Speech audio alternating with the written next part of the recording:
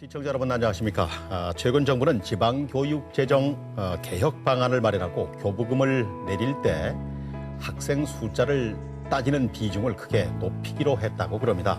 네, 이렇게 되면 학생 수는 적고 또 작은 학교가 많은 강원도는 교부금이 큰 폭으로 줄어들면서 교육기관의 밑동부터 흔들리게 되는데요. 40%에 가까운 학교가 문을 닫아야 할지도 모른다, 이런 얘기들도 나오고 있습니다. 네. 교육 환경의 황폐화는 또 농어촌의 공동화로 이어지지 않습니까? 그렇죠. 그래서 젊은이가 없는 동네, 아이 울음이 뚝 끊긴 마을, 학교가 없는 시골, 결국 사람이 살지 않는 농어촌, 이렇게 변하지 않을까 참으로 두렵습니다. 자본의 논리로만 재단하기에는 어려운 과제가 아닐까 싶습니다. 말해야 할 때 분명하게 말하는 방송 뉴스토크 말쌈 시작합니다.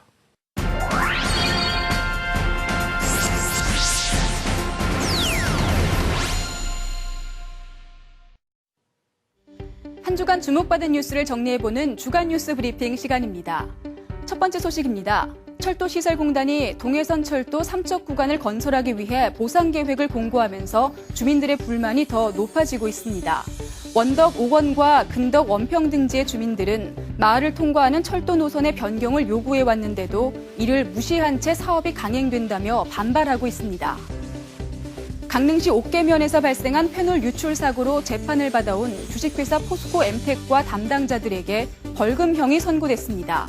춘천지법 강릉지원은 주식회사 포스코 엠텍과 공장장 박모 씨에게 폐기물관리법 위반 등으로 각각 벌금 1,500만 원을 선고했습니다. 강원도립대 총장 부재 사태가 이어지는 가운데 대학 측에서 총장 후보자를 추천할 것으로 보입니다. 강원도에 따르면 지난 3월 총장 공모제를 실시했지만 적임자를 찾지 못함에 따라 학교 발전과 지역사회 공헌을 위한 후보자를 학교 내부에서 추천받아 임명할 계획입니다. 동해시 묵호항 수산물 유통센터가 완공돼 문을 열었습니다.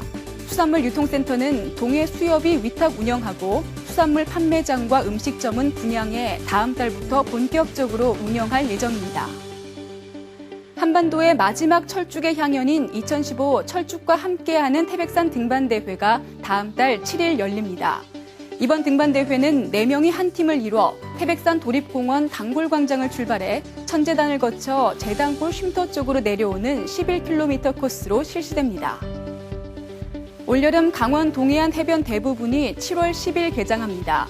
속초를 제외한 강릉과 동해, 삼척, 양양, 고성 등 동해안 5개 시군의 해변 87곳은 7월 10일 문을 열어 8월 23일까지 피서객들을 맞을 계획입니다. 속초시는 다음 달 초쯤 해변 운영 기간을 확정할 예정입니다. 강릉시가 동계올림픽 숙박난 해결을 위해 모집하고 있는 홈스테이에 시민들의 참여가 점차 늘어나고 있습니다. 현재까지 참여 의사를 밝힌 홈스테이는 520실로 올해 목표한 1000실의 절반을 넘었습니다. 강릉시는 신청 가정에 대해서는 외국어 회화 교육과 책임보험 가입, 봉사활동 실적 적립 등 인센티브를 제공할 예정입니다. 지금까지 주간 뉴스 브리핑이었습니다.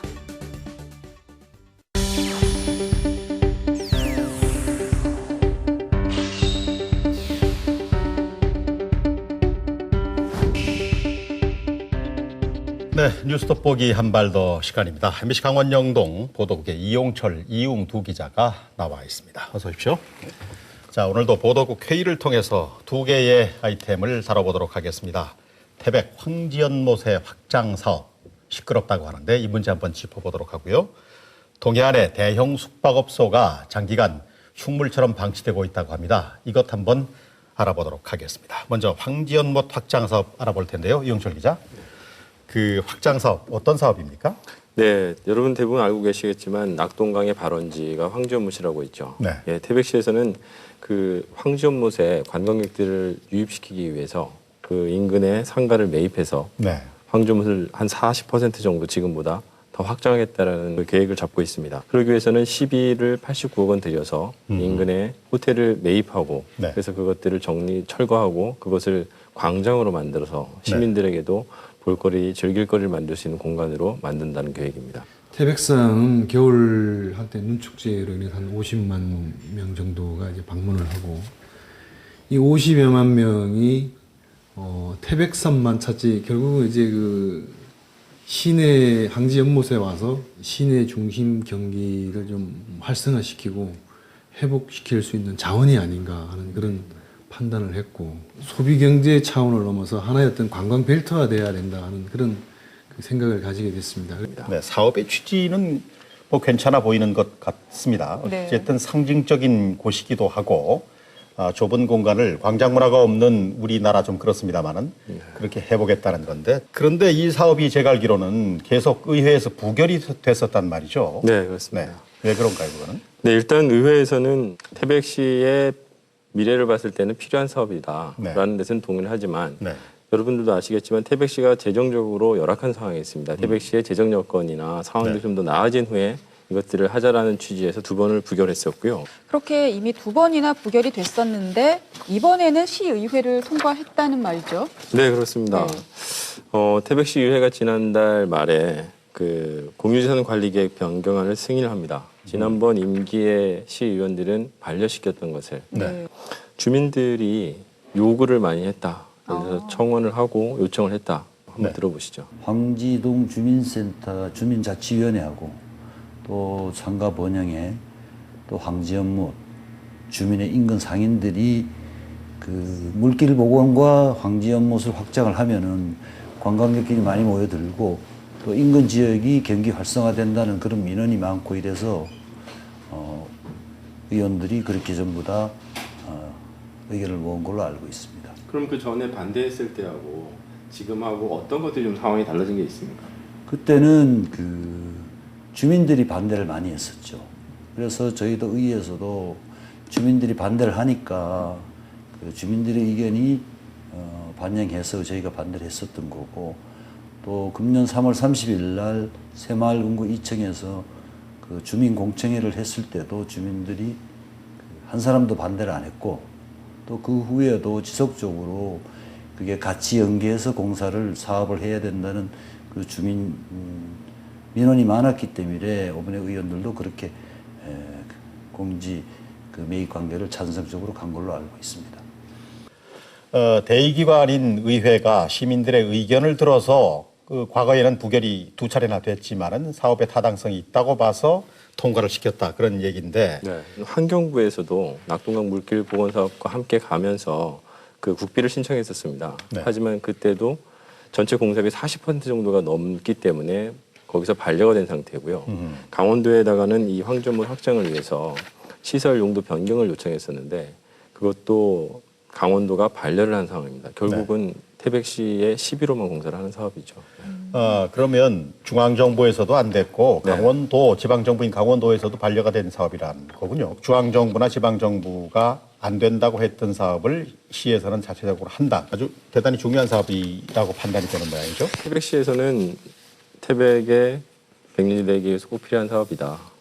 그런 것들을 강조하고 있습니다. 황지연못을 확장하는 이 사업의 사업비는 어느 정도 들어갈 것으로 보입니까? 전체 사업비는 89억이고요. 네. 뭐 광장 조성비나 철거비를 빼면 순수 보상비는 69억입니다. 네. 지금 그럼 제일 궁금한 게 이게 태백의 지금 현재 재정 상황으로 가능한 건지 이게 참 중요할 것 같거든요. 네. 살림살이가 좀 좋나요? 글쎄요. 지금 지난해 말 기준으로 행정자치부 자료를 보면 채무 비율이 그래서 한 35.3% 정도라고 나왔는데 전국 1등이죠, 이게? 그렇습니다. 네. 무려 전국 2등이 강원도 속초시 18%의 거의 2배 수준을. 나쁜 걸로 전국 네. 1등이라는 거죠? 네. 그리고 그 전과 비교를 해봤을 때 지금은 여러분도 아시겠지만 태백시의 O2 빚을 그렇죠. 태백시가 다 떠안으면서 1,000억이 넘는 그 채무를 지게 된 거죠. 그 재정 상황만 봤을 때는 가히 좋아졌다라고 볼 수가 없는 상황입니다. 태백시에 가지고 있는 재산들을, 공유 재산들을 팔기 시작했습니다. 네. 그게 너무 어렵기 때문에 이거라도 팔아서 빚을 빚 갚자? 갚자. 네. 네. 그러니까 태백시의 수익이 되고 있는 매봉산 풍력발전단지조차도 내놓아서 네. 일부에서는 다 팔다 정말 이것마저도 파느냐라는 네. 얘기가 나올 정도로 잘 안 팔렸죠? 잘 팔리지도 않았습니다. 태백시 전체를 놓고 보면 과연 황지연못을 넓히는 것이 그 우선순위에서 제일 앞서는 일이냐. 태백시 지방세 수입이 160억 밖에 안 된다는 거예요. 이런 실정에서 그런 큰 대규모 사업을 함부로 그렇게 결정할 수 있느냐? 과연 호텔 매입해서 황제 연못을 확장하는 것이 타당하냐? 그리고 지금 가장 우선적인 급한 일이냐? 이런 부분에서는 대단히 부적절하다고 생각을 하죠. 그럼 그렇게 재정 상황도 별로 좋지 않은데 그 호텔 부지 매입하는 데만 69억 원이라고 했잖아요. 네네. 좀 높게 측정된 게 아닌가 싶거든요. 그 메르디앙 호텔 건물과 부지를 태백시가 매입을 해야 합니다. 네. 이 부지는 예비 감정 평가를 거친 결과 한 69억 정도가 들지 않을까 네. 네. 이렇게 예산을 편성해서 추진하고 있는 거고요. 네.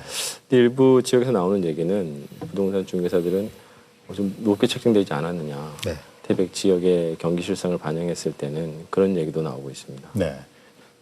그 사업비 중에 뭐 한 20억만 다른 데 쓰고 땅값이 거의 다군요. 네. 그렇습니다. 네. 사실 그냥 가만히 이렇게 내버려 두면 매물로 내놔도 안 팔릴 수 있는 그런 부분이 있잖아요. 네, 그걸 그렇습니다. 태백시가 이렇게 매입을 해주면 뭐 건물주는 참 감사할 수 있는 그런 상황이네요. 네, 그렇죠. 태백 같은 네. 경우는 지역 경기가 워낙 침체되어 있기 때문에 매물이나 거래가 거의 없다고 부동산 전문가들은 얘기를 하고 있습니다. 네.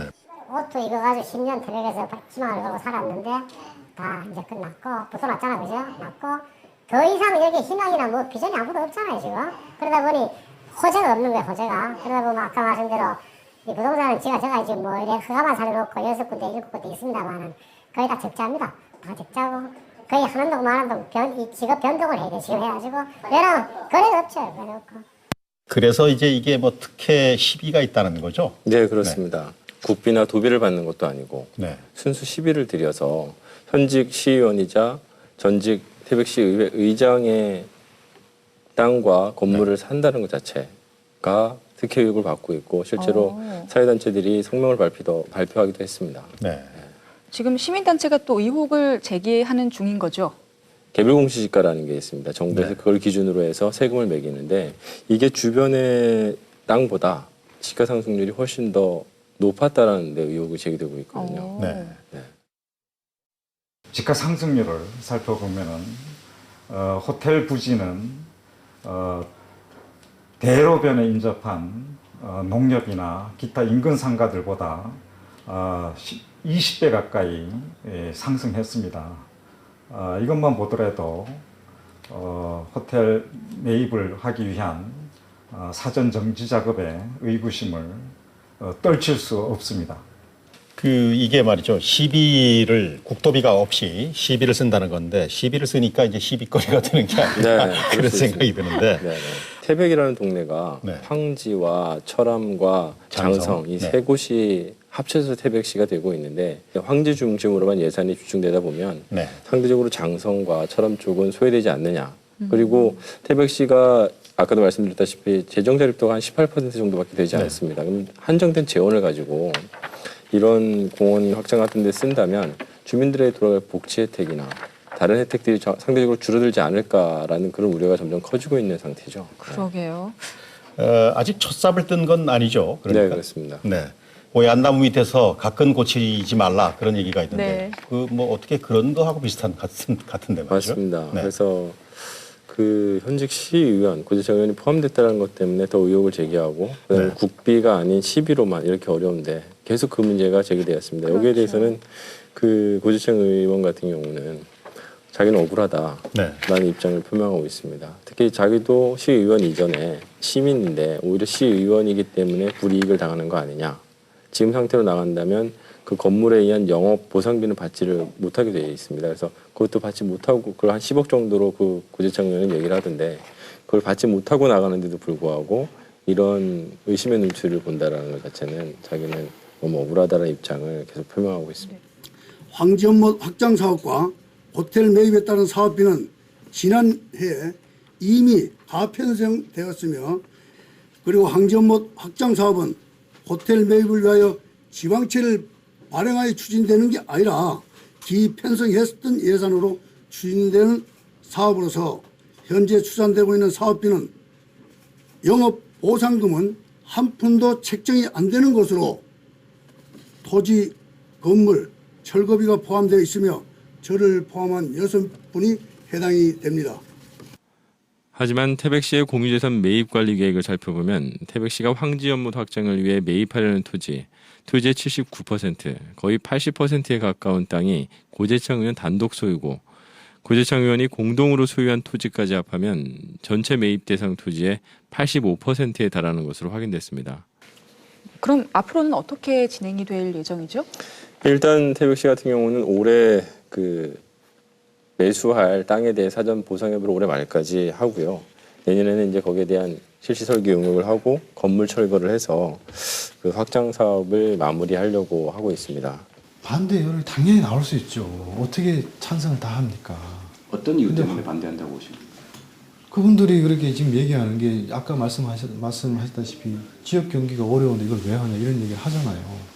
그러면은 지역 경기가 어려운데 그 예산을 어디다 투입하면은 지역 경기가 살아나겠습니까? 이 논의는 수없이 했어요. 민선 5기 때부터 해왔던 일이에요.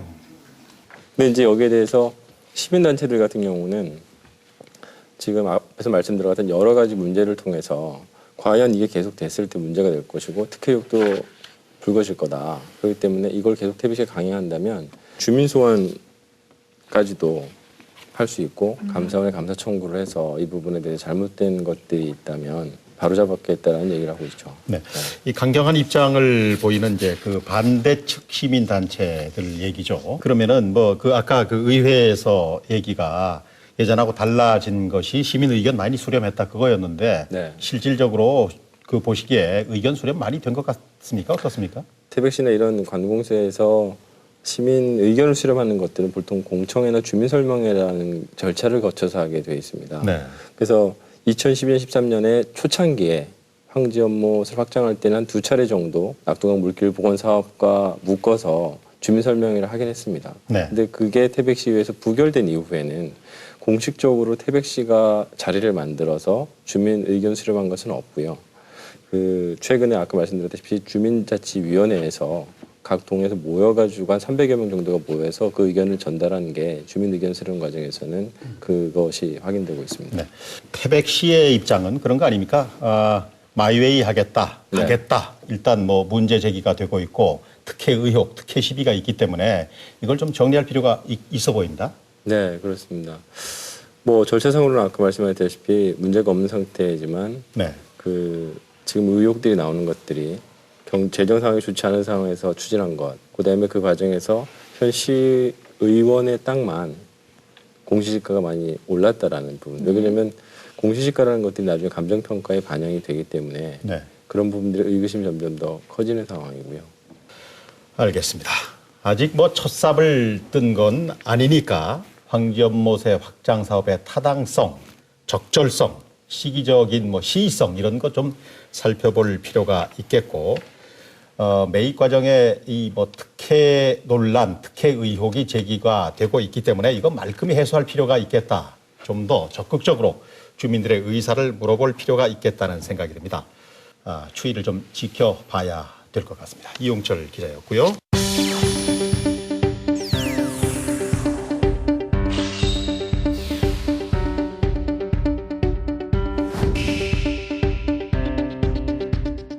네, 뉴스 돋보기 한 발 더. 이번에는 동해안에 방치되고 있는 대형 숙박시설, 콘도, 리조트, 호텔 뭐 이런 것 한번 생각해 보도록 하겠습니다. 이웅 기자와 얘기 나누겠는데요. 짓다 말거나 뭐 그 흉물처럼 서 있는 거 많이 도로변에서도 막 보이고 네. 그러죠. 그리고 영업 중단이 돼가지고 그냥 덩그머니 건물만 서 있는 경우 많이 있는데 실태가 어느 정도입니까? 상당수라고 그러는데. 네, 강릉, 속초, 뭐 동해, 삼척, 태백, 정선 등 동해안 6개 시군, 그 태백 정선을 포함해서 네. 저희 MBC 강원 영동이 관할하는 8개 시군에 방치된 대형 숙박시설을 조사를 해봤는데요. 네. 15곳입니다. 15곳. 구체적으로 보면 네. 영업을 잘 하다가 중단된 곳이 7곳이고 네. 공사를 하다가 도중에 중단된 곳이 8곳입니다. 네. 몇 가지만 좀 대표적으로 네. 설명을 드리자면 네. 영업을 잘 하다가 중단된 곳이 이제 강릉에 강문동에 한 콘도가 있는데 네. 경포 근처입니다. 네. 영업을 중단한 거는 10년 정도가 됐습니다. 1991년부터 네. 영업을 잘 하다가 또 사업주가 영업과 휴업을 계속 반복했다고 합니다. 네. 그러다가 결국 경영 악화가 돼서 지방세가 체납이 됐고 네. 강릉시가 지난해 관광 숙박업 등록을 취소를 했습니다. 네. 소유권 분쟁이 또 생기다가 이게 또 건물이 경매로 넘어가는 과정에서 객실을 나누게 됐습니다. 네. 공동 소유자가 지금 2,000명에 이르고 있기 때문에 네. 이거를 증축이나 개축을 하기가 참 쉽지가 않은 상황입니다. 소유권이 또 복잡하게 얽혀 있기 네. 때문에 건물 철거를 또 하려고 했는데 약간 하다가 지금 또 중단돼서 참 흉물스럽게 변해 있습니다. 네. 그리고 양양의 낙산 지역에 네. 영업을 또 잘 하다가 중단된 곳이 리조트 시설이 2곳이 있는데요. 네. 지상 5층 규모의 콘도가 1997년부터 운영이 되다가 네. 2009년에 또 여기도 영업난을 겪어서 폐업 신고를 했고요. 네. 여기도 마찬가지로 객실이 각각 경매로 낙찰이 돼서 현재 소유자가 217명입니다. 이게 뭐 다 그 회원권 뭐 그렇게 분양한 거기 때문에 소유자가 뭐 어떤 경우는 2,000명, 뭐 200명 막 이런다는 거죠. 네네. 그러니까 이러다 보니까 아무래도 네. 하나의 법인을 뭐 새로 회사를 만들지 않는 이상은 네. 이거를 다시 개발하는 것도 쉽지는 않고요. 그렇죠. 이거를 또 철거를 하려니 또 한 명이 철거 예산을 또 부담을 할 수도 없는 그렇죠. 거죠. 그렇게 지금 방치가 돼 있습니다. 네. 어렵네요. 네, 뭐 삼척에도 보자면 뭐 세천년 해안도로에 네. 또 관광호텔 큰 곳이 하나 있지 않습니까? 네. 그렇죠. 지인 결혼식도 가봤습니다만 영업이 잘 됐던 걸로 저는 기억을 합니다만 네. 경영이 악화돼서 조사한 바에 따르면 2011년에 법원에 회생 신청을 했답니다. 네. 받아들여지지 않았고 네. 결국 지난해 새 사업자가 경매로 낙찰을 받았는데 네. 이후에 사업이 진전이 없습니다. 네. 뭐 어떤 이유인지는 제가 정확하게는 모르겠습니다만 네. 사업 재개를 위한 충분한 자금이 확보되지 않았기 때문에 네. 아직까지 영업 재개가 되지 않는 걸로 저는 이렇게 파악을 하고 있습니다. 대개 보니까 오래전에 지은 1990년대에 지은 콘도 시설이 이제 노후하고 뭐 낡고 그러니까 손님 당연히 안 올 테고요. 네. 새로운 건물 자꾸 들어서고 좋은 숙박시설 생기니까. 그럼요. 그래서 이게 이제 장사 안 되니까 뭐 폐업까지 이루고 소유자 많아서 정리할래도 잘 안 되고 네. 뭐 그런 것 같고요.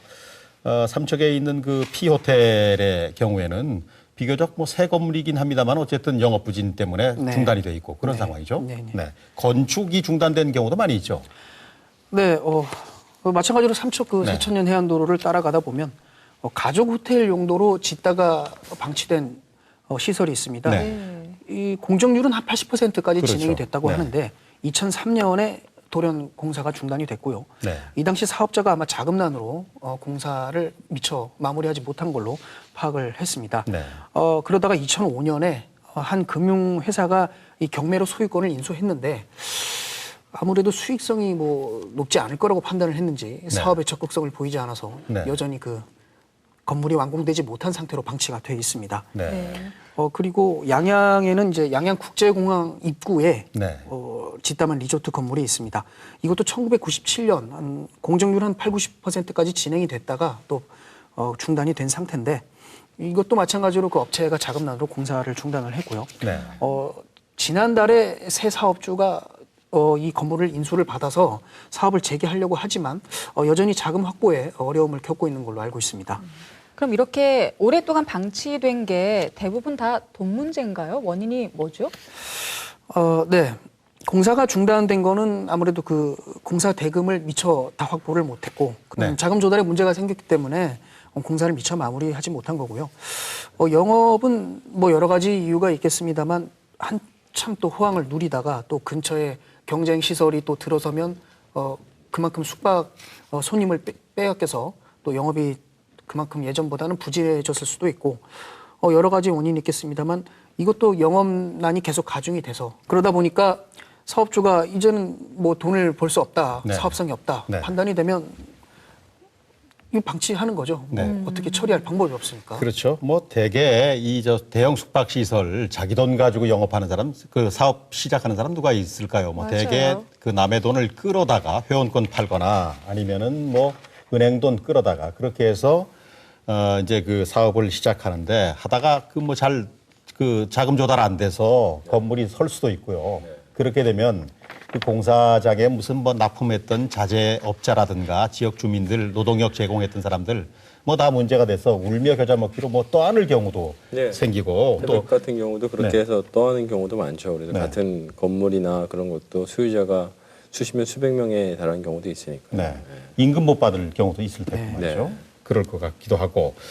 또 이제 멀쩡히 지어서 영업하다가 좋은 것 들어오니까 경쟁에서 뒤처지고 마케팅 잘 안 되고 뭐 그러다 보면 또 그 문 닫게 되고 장기 이렇게 흉물로 건물이 방치가 되면은 뭐 여러 가지 문제를 야기할 수 있는 것 아닌가요? 네.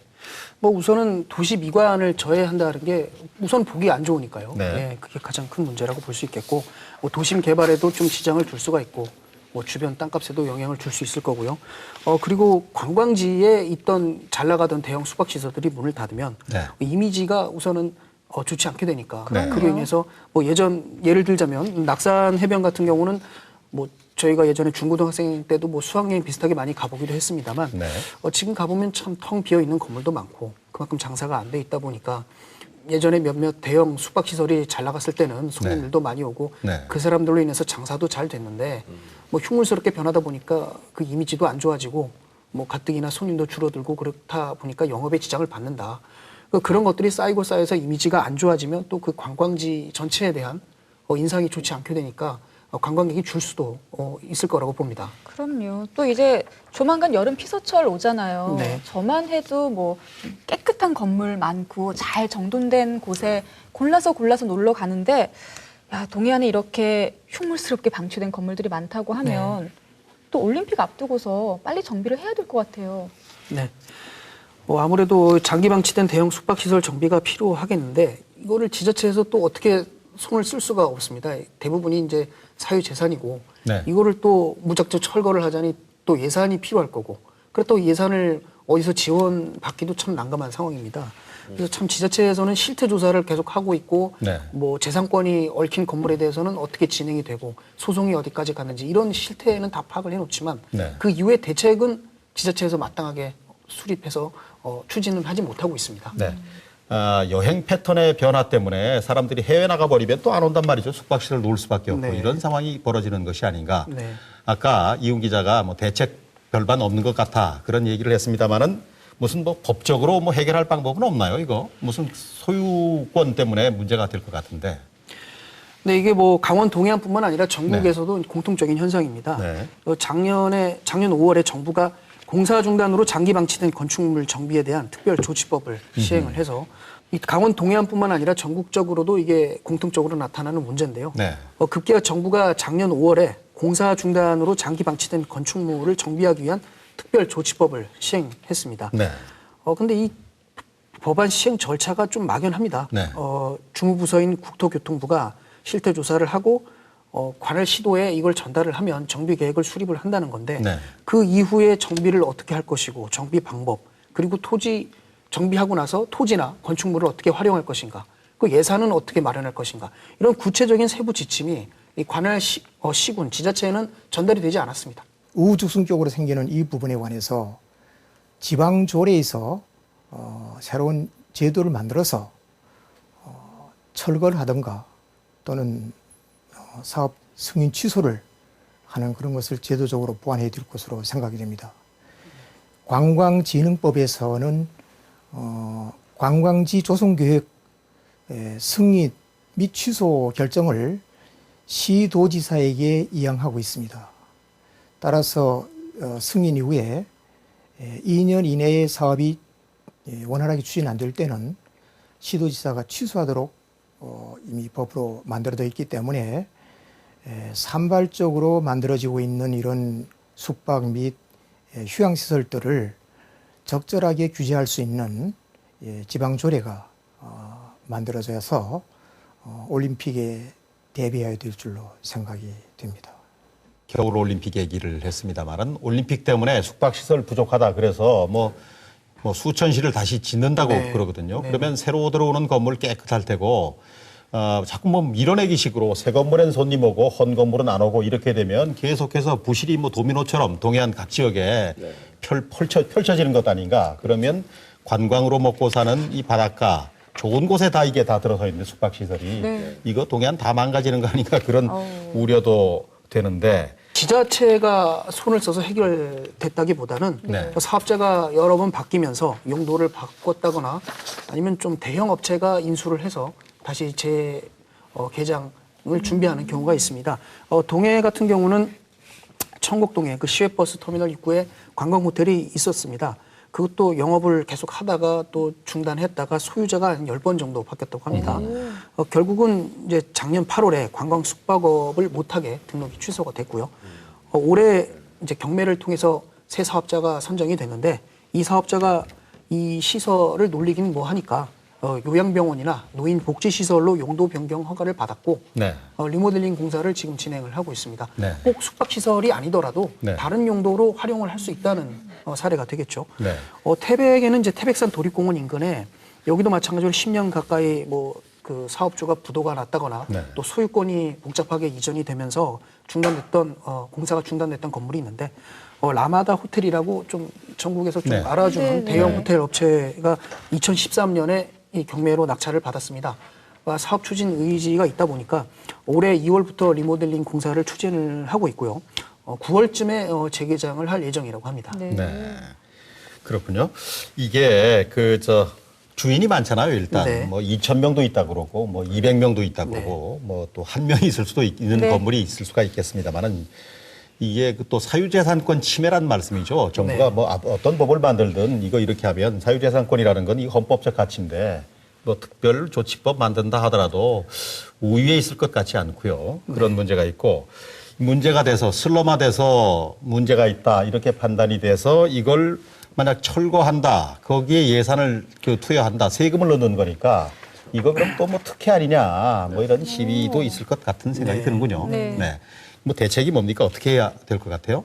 올림픽을 앞두고 아까 말씀하셨다시피 숙박난 해결을 위해 우후죽순 또 많은 숙박시설들이 들어서고 있는데 그 사업성을 또 봐야 될 것 같습니다. 지자체에서 건축 허가라든가 관광 숙박업 등록 허가를 내주기 전에 이 업자가 과연 전망이 있는 곳인가 네. 그리고 뭐 이런 영업난이 발생했을 때 또 대체 사업을 해서 이 건물을 다르게 활용할 수 있는 네. 뭐 그런 전망이 있는 사업자인지를 우선 좀 봐서 장기적으로 이런 거를 고려해서 허가를 내줘야 되지 않을까 싶고요.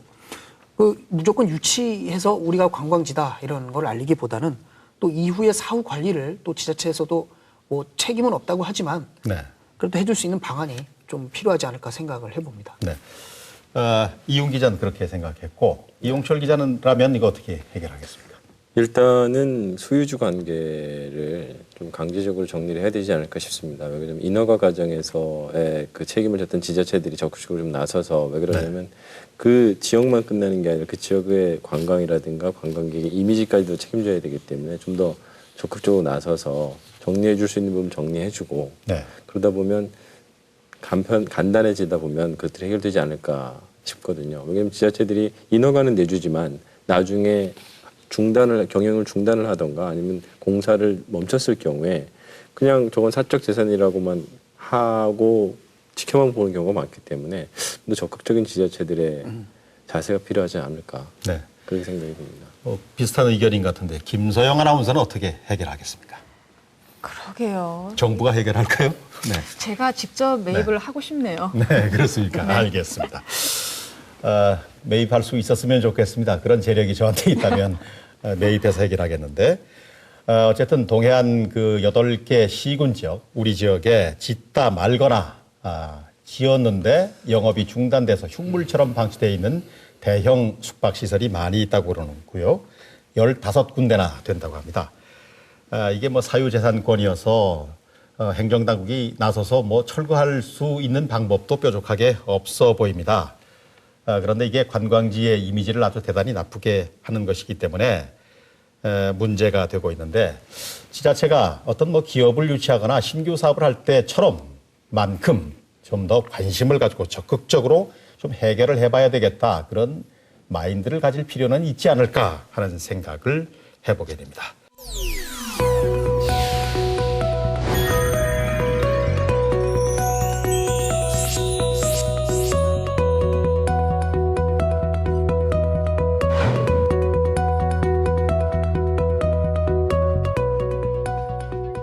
네, 요즘 강릉 지역 문화예술계의 핫 이슈는 2018 평창 동계올림픽을 앞두고 올림픽 아트센터를 어떻게 지을 것인가 하는 데 있다고 그럽니다. 정태한 자문위원장 모셨습니다. 안녕하십니까? 안녕하십니까. 먼저 이제 올림픽 아트센터 어떻게 해서 이 강릉에 짓게 됐는지 배경부터 좀 설명을 해 주실까요? 올림픽 아트센터는 2018 동계올림픽이 유치되면서 본격적으로 그 필요성이 인식이 되었고 네. 특히 동계올림픽을 문화올림픽으로 치러야 된다는 명제가 부여됐지 않습니까? 네. 개최지 강릉에서 문화올림픽을 치를 수 있는 환경이 조성돼야 되는데 네. 그 환경에 지금 턱없이 부족한 그런 인프라 네. 구조가 되어 있기 때문에 네. 정부도 이 점에 대해서 문제를 인식하고 네. 우리 지역사회 또 자치단체와 뜻을 맞춰서 네. 앞으로 이게 올림픽의 레가시를 남긴다. 네. 이게 올림픽 그러니까 IOC 공식 홀이 되는 거죠. 짓게 되면은. 그렇습니다. 앞으로 2018 동계올림픽과 관련된 모든 문화행사의 공연장 장소로 가칭 강릉 올림픽 아트센터는 총 사업비 규모가 509억 원이 투입되는 509억 돈을 뭐 강릉시가 다 되는 것도 아니고 뭐 중앙정부에서 많이 지원하지 않습니까? 올림픽 시설물로 인정이 됐기 때문에 네. 중앙정부가 50%의 예산을 지원하고요. 네. 그다음에 강원도가 15%를 지원하고 강릉 시비는 509억 중에 35%를 투입하게 네. 되는 비교적 지방비 부담은 적고 우리나라 전국적으로 봤을 때 이런 전례가 네. 지금까지는 없었기 때문에 아하, 네. 이것이 올림픽 효과를 우리가 누릴 수 있게 된 동기가 아닌가. 건립 규모하고요. 세부적인 내용을 좀 구체적으로 설명을 부탁드립니다. 현재의 강릉문화예술관 일대 부지 1만 6천 평방미터 네. 부지 내에 약 7천 평방미터 규모의 부지에 네. 공연동을 새로이 하나 짓고요. 네. 현재 있는 문화예술관과 전시장을 리모델링해서 네.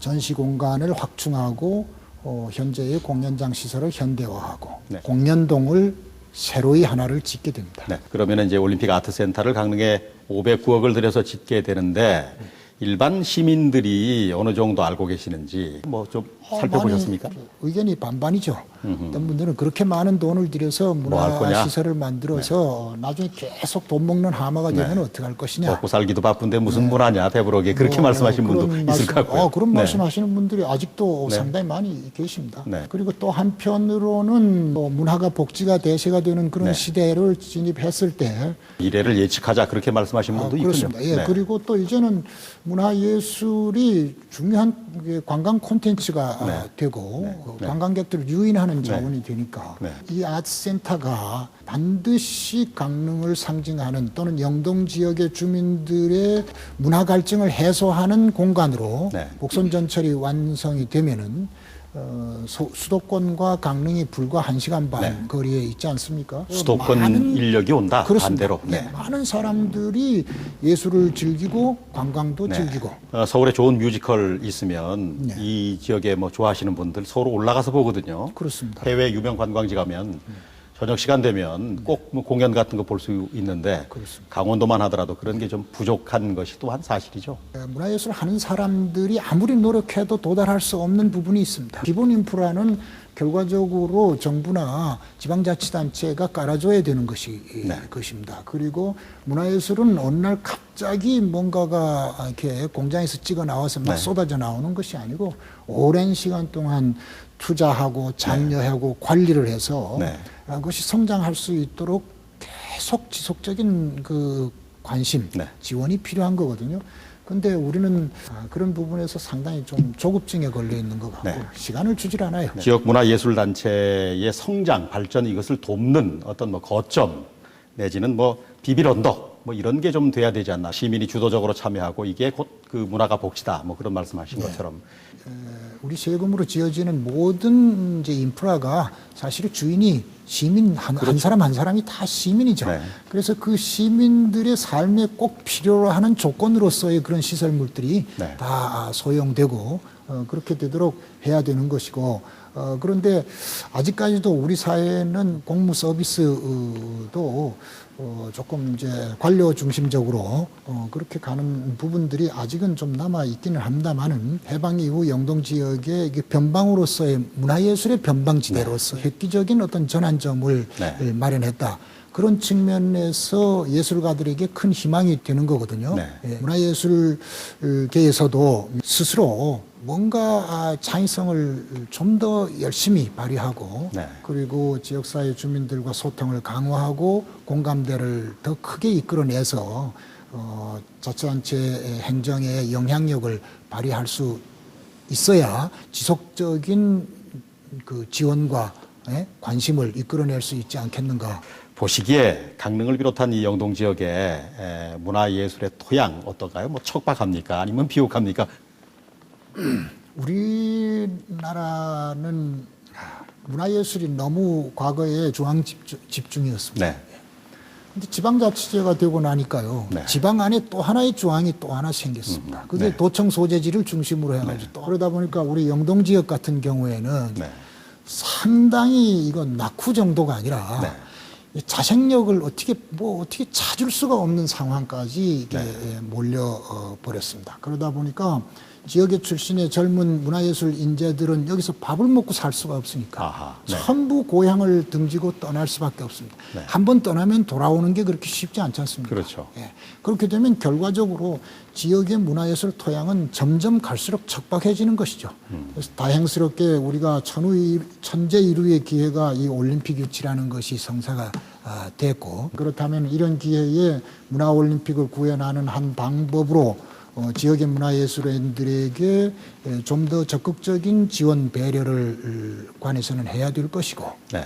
그것이 중앙이나 세계적으로 이름 있는 사람들이 와서 일회성으로 공연하고 전시하고 가는 그런 문화올림픽이 아니라 네. 우리 지역의 방방곡곡에서 문화를 아끼고 사랑하는 또는 문화를 생산하는 생산자들이 참으로 보람 있는 작품 활동을 전개할 수 있도록 그렇게 세심한 배려가 필요한 네. 시점이라고 봅니다. 거기에 뭐 첨언해서 앞으로 이게 지어지게 되면 어떻게 돼야 되겠다.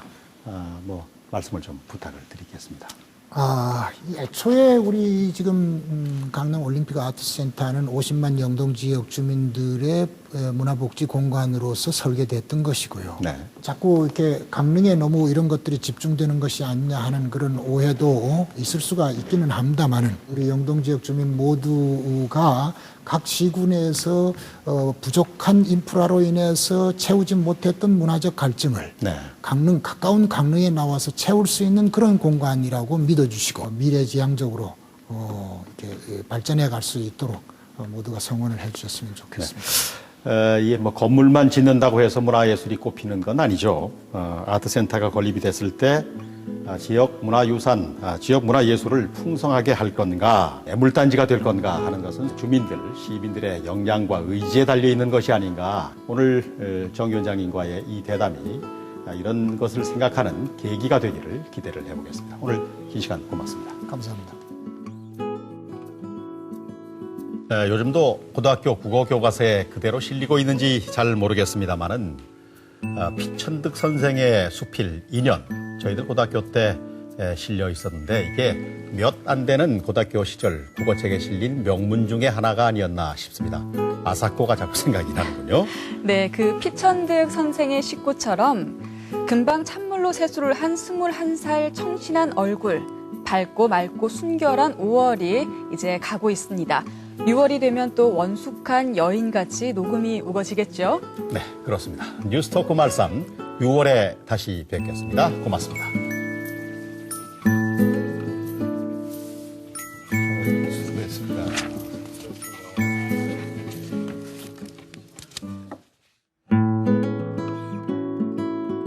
자, 이번에는 화장실 좀 잠깐 갔다 올게. 녹화 이래요. 화장실 간다고 끄는 게 처음이다. 긴장하셨군요.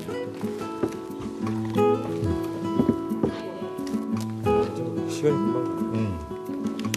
다 했지 할 얘기는. 네. 응? 됐어. 이훈 기자 그랬는데 선배가 어려운 질문 안 하면 금방 끝날 것 같아요. 헷갈리게 막 물어.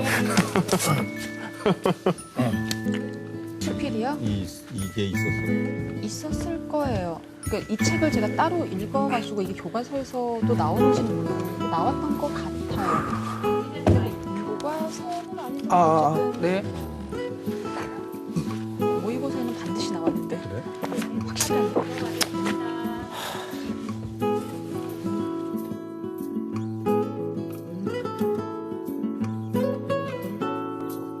이제는 뭐 사업주가 장사를 할 자셨고요. 네. 그러다 보니까 다시 할게요. 네. 이 강원 동해안뿐만 아니라 강원 영동 다시 할게요. 말이 꼬이네. 태백산